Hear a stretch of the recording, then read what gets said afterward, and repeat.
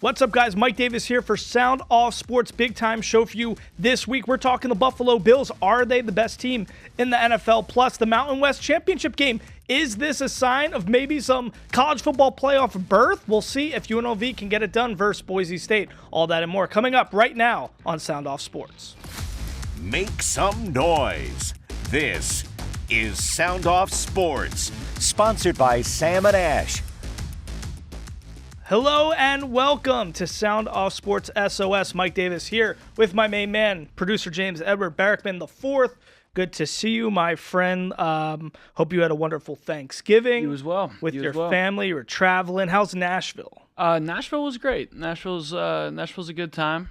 When you have a sister that lives there, you don't really get to do the touristy, the Broadway stuff, yeah. Right? You know, and I've done my fair share of tours on Broadway, so it was fun though. Good times with the family. You know, catching up with people that I met down there. That's a good thing. A lot of good football going on during the holiday, but we want to focus on the Buffalo Bills. We all have imprinted in our memory. I mean, listen. There's something about snowstorm football games that just make you giddy. You know, it takes you back to being a kid, right? When you watch. There's nothing better than that. It's pretty majestic, I would say, at the least, to just witness that. And listen, this guy Josh Allen coming off a proposal to an actress and a singer.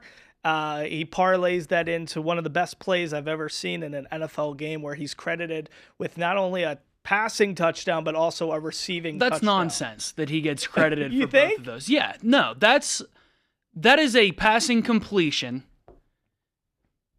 So he should get credit for that, but then he should only get credit for a rushing touchdown.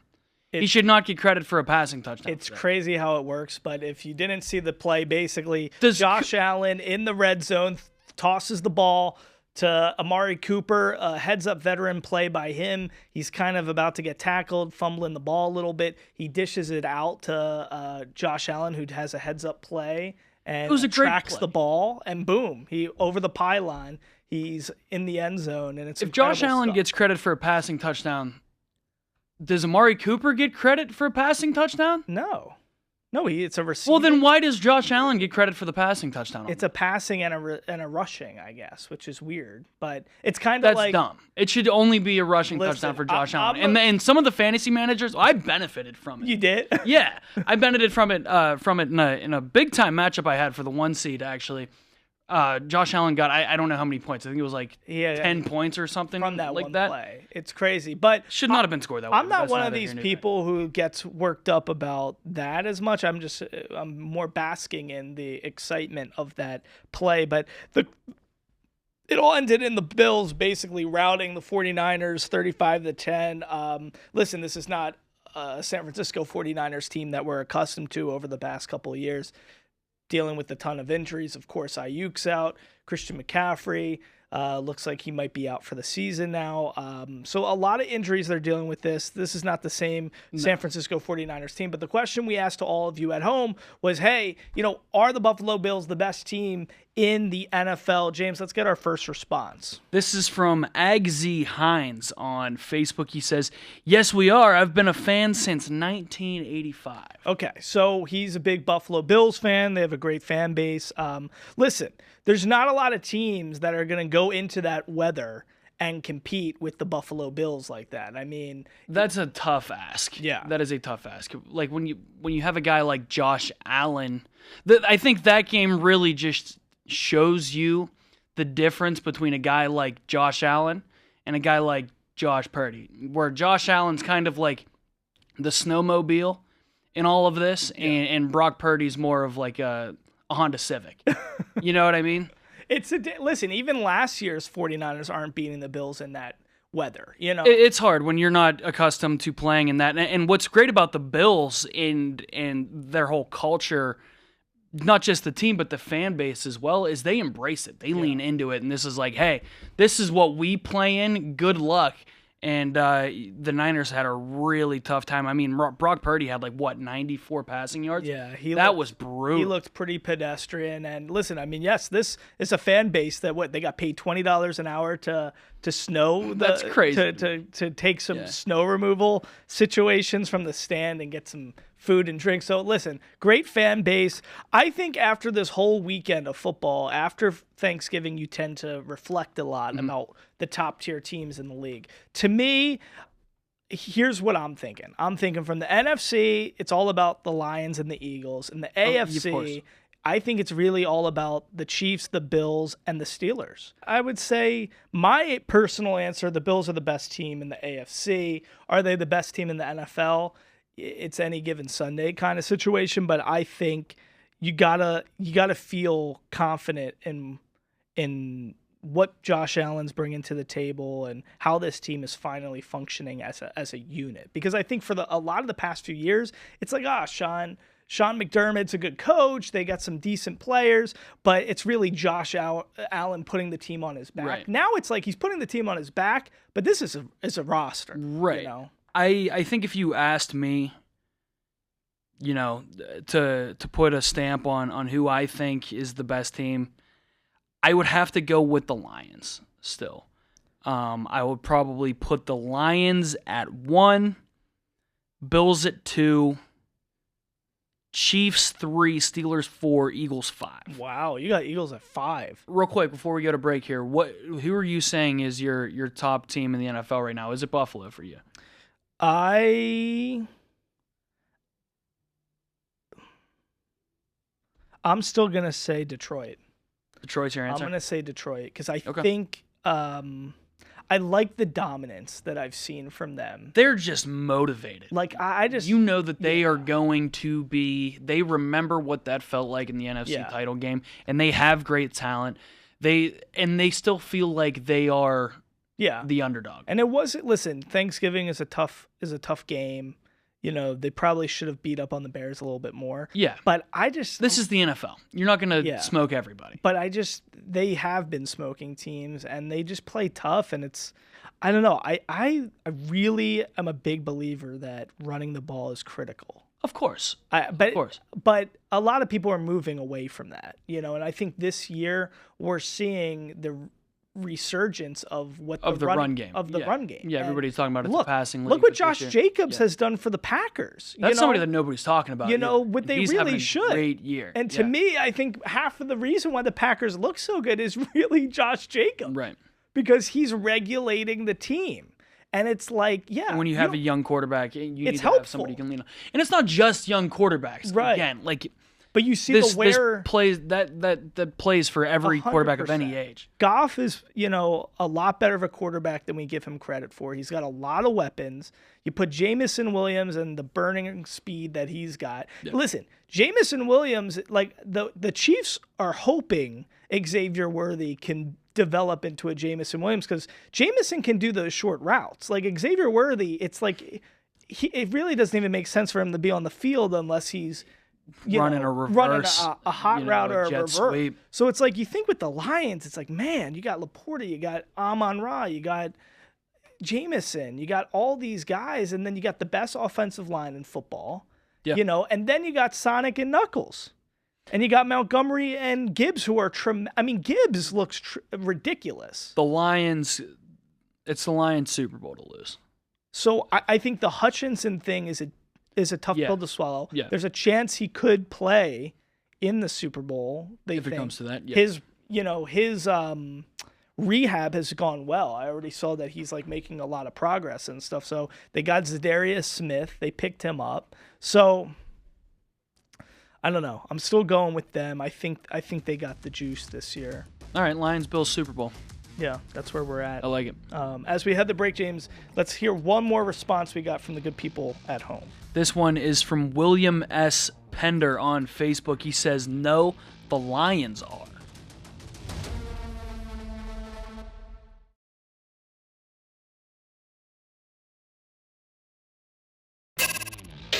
All right, welcome back to SOS. I want to introduce you to two guys who are going to be critical to the Desert Dogs and their success this season. Yes, the National Lacrosse League gearing up for a brand new year. The Desert Dogs have moved from Michelob Ultra Arena at Mandalay Bay. They're now playing at Lee's Family Forum in Henderson. Let me introduce you to Connor Kirst and Jack Hannah.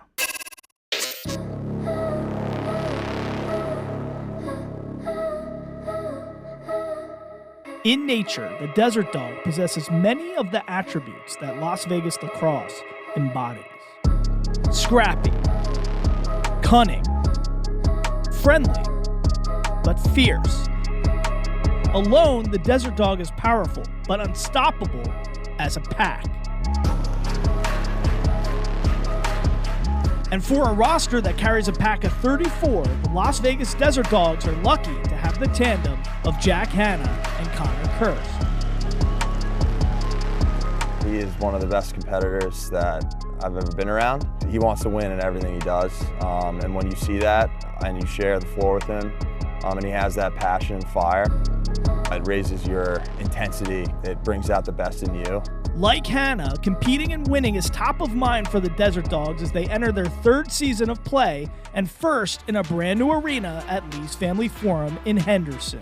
It's not that we didn't feel at home in Mandolin Bay, but let's be honest, it's pretty hectic around there. I think, around here it's just a little bit quieter. It's still a very fun area and there's a lot of things to do, but I think it'll definitely have more of that local feel. It'll make it easier for the season ticket holders to, be at every game and see the same faces, and they have a chance to get an autograph. They want to talk to you, they want to hang out, and they're really makes it feel special and makes it feel like home. I think it would continue to kind of grow the environment that we've built here, and yeah, I think this place is an awesome step in the right direction. A greater step in the community also means more of a spotlight. And for a team still seeking their first playoff berth, creating a solid culture is top priority, and it doesn't happen overnight. Jack Hannah understands this, as he won a Premier Lacrosse League championship in his rookie season with the Philadelphia Water Dogs Lacrosse Club. That team was just we were a really close group of guys. I think it started in the locker room, which is something that I think we're continuing to grow here, and I think that's where it really starts. Having a strong culture, having a great group of guys that really enjoys and wants to play for one another, and then,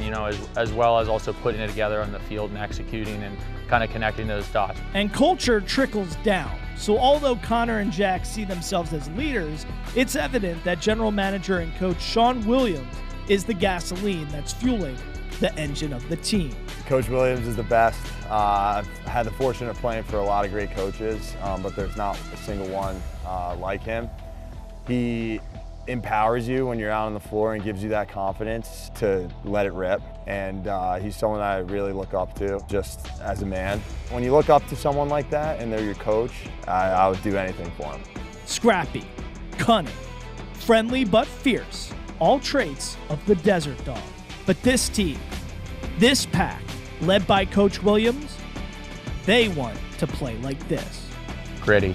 We kind of live on the 12-round fighters. Each little battle that we go through, running hard and on and off the floor. It's something that when he was a player, he prided himself on. And it's not easy to do, but that's something that we have to mentally just buckle down and do. It's very tough. It's moving fast. It's not really taking crap from anybody. It's doing anything in your power to win that game and not stopping until the clock's at 0.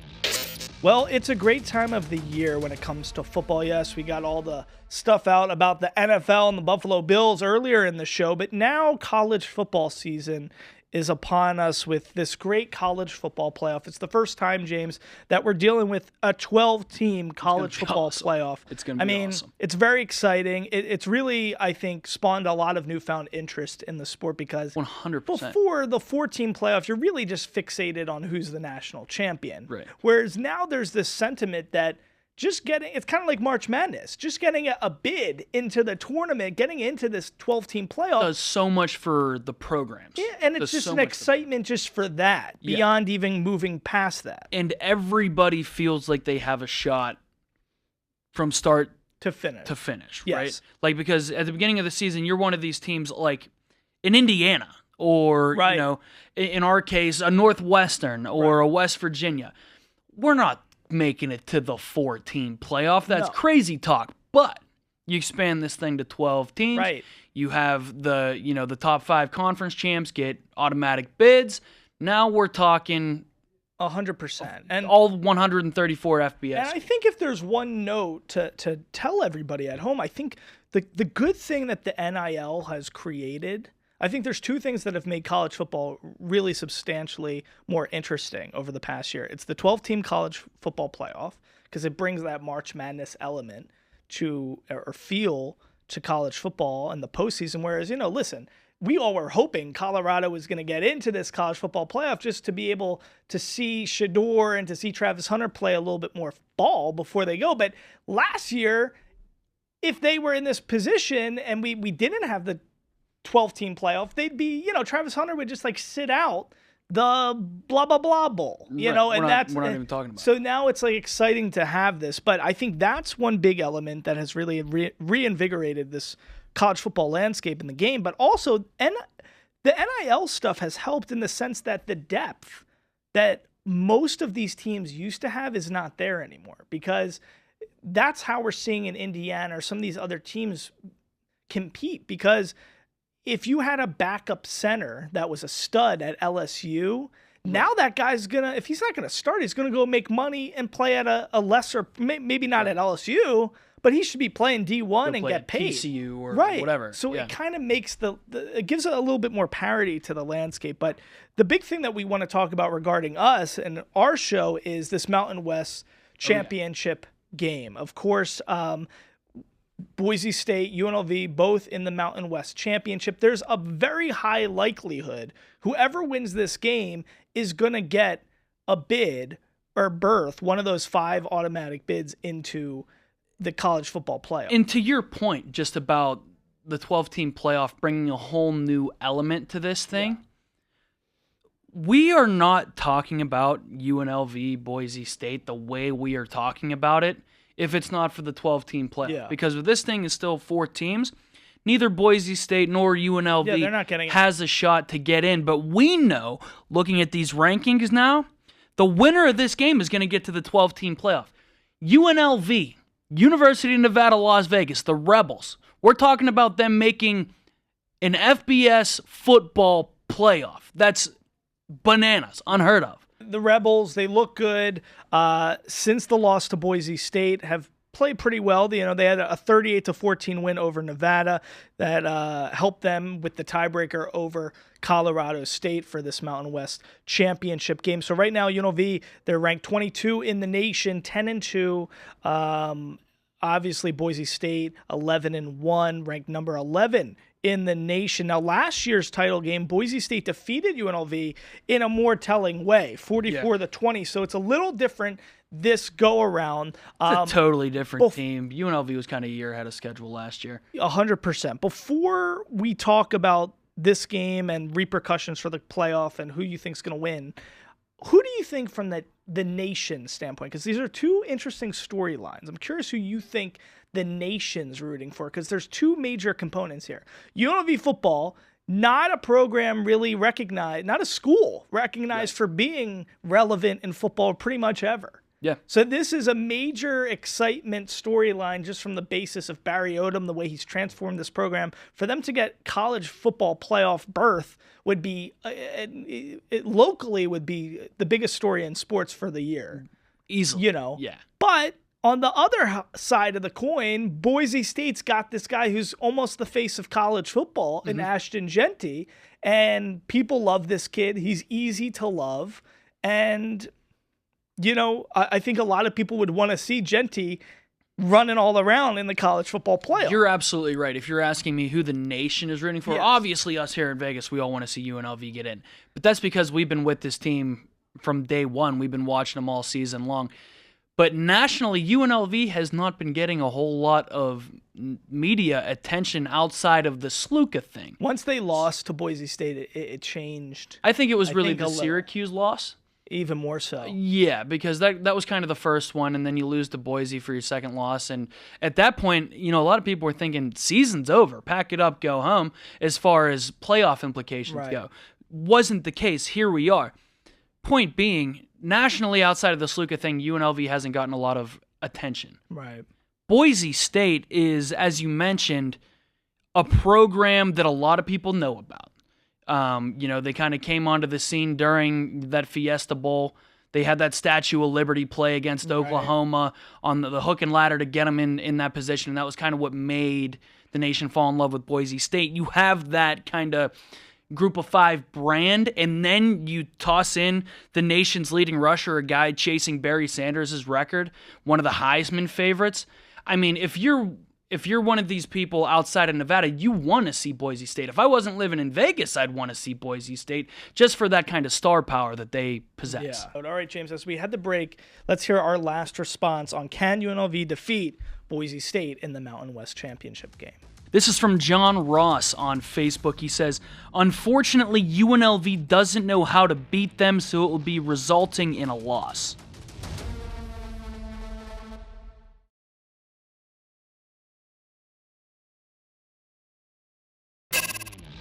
All right, welcome back, everybody. It's now time for Sink or Swim. I'm going to give James the pleasure of talking about one of his favorite topics of all time to talk about with football.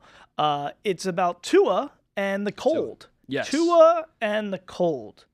Tua's struggles in the cold are obviously well documented at this point. You love this fact. I mean, it's not like peanut butter and jelly, Tua and the cold. There are a few things that are guarantees in life.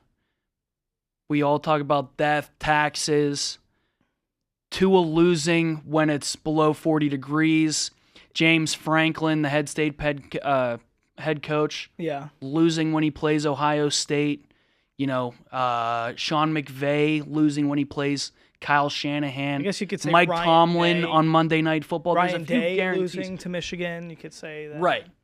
But there's a few guarantees in life. But as I'm watching on Thanksgiving, I'm watching the Dolphins play Thursday night against the Packers. Cold situation in Lambeau. I'm watching the game, and just like it's a given you're going to have turkey and stuffing on Thanksgiving, it's a given that James Edward Barrickman IV is going to send me a note when Tua's playing below 40 degrees, because you just knew it. You bet on this game, I would assume. To watch the full show, make sure you go to our YouTube page, Silver State Sports and Entertainment.